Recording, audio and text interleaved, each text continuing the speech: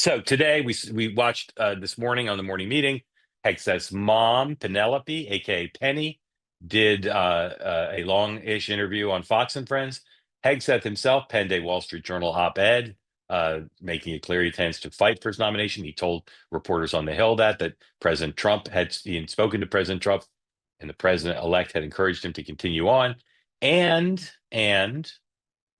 he did a long interview with Megyn Kelly, in which many of the topics that relate to the half dozen or so areas of doubt that some Republican senators have them were addressed. Here's just one of those sound bites in a very long interview that I recommend you watch. Number 4, please. Being Kavanaugh right now. I had a member not 45 minutes ago look me in the eye in private, just he and I, and say, that's what they're trying to do to you.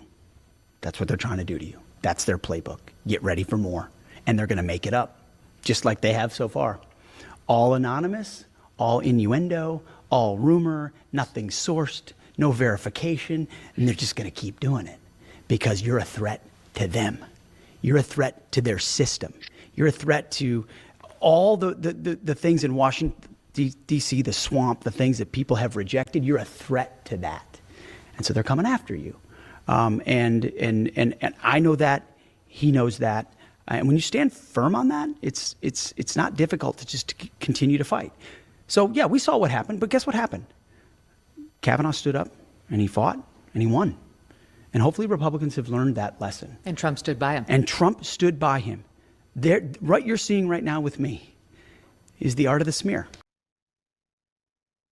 So I'm very interested in the facts. I said this morning, the facts don't matter, it's just the vote count, but the facts do matter.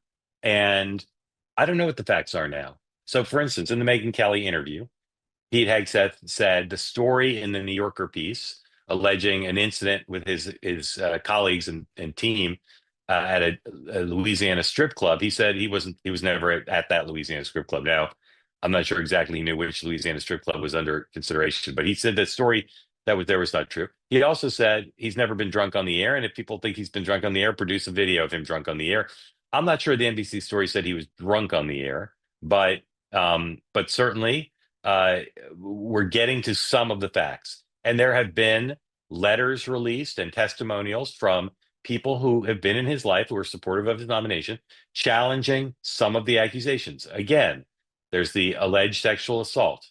There's the alleged financial mismanagement. There's the alleged drinking. There's the alleged improper behavior with work colleagues.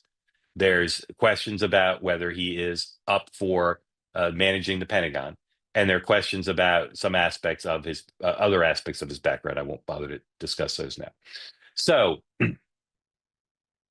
I said this morning I didn't think he had much of a chance to be confirmed.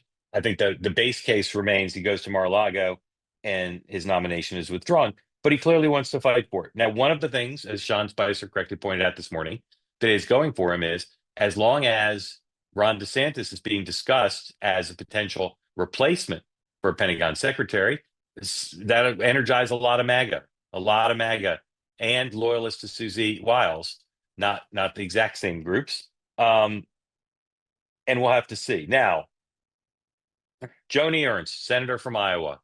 Very important to her, women in combat. She's a veteran. Very important to her. She's worked on at great length dealing with sexual assault and harassment in the military. She had her meeting today with Pete Hegseth, and you don't need to have a doctoral degree in Ernst to know that this statement is not super supportive. I appreciate Pete Hegseth's service to our country, something we both share. Today, as part of the confirmation process, we had a frank and thorough conversation. So that doesn't sound like somebody who's today prepared to vote for him. But you don't have senators on the record. You have 0 senators on the record saying they won't vote for him.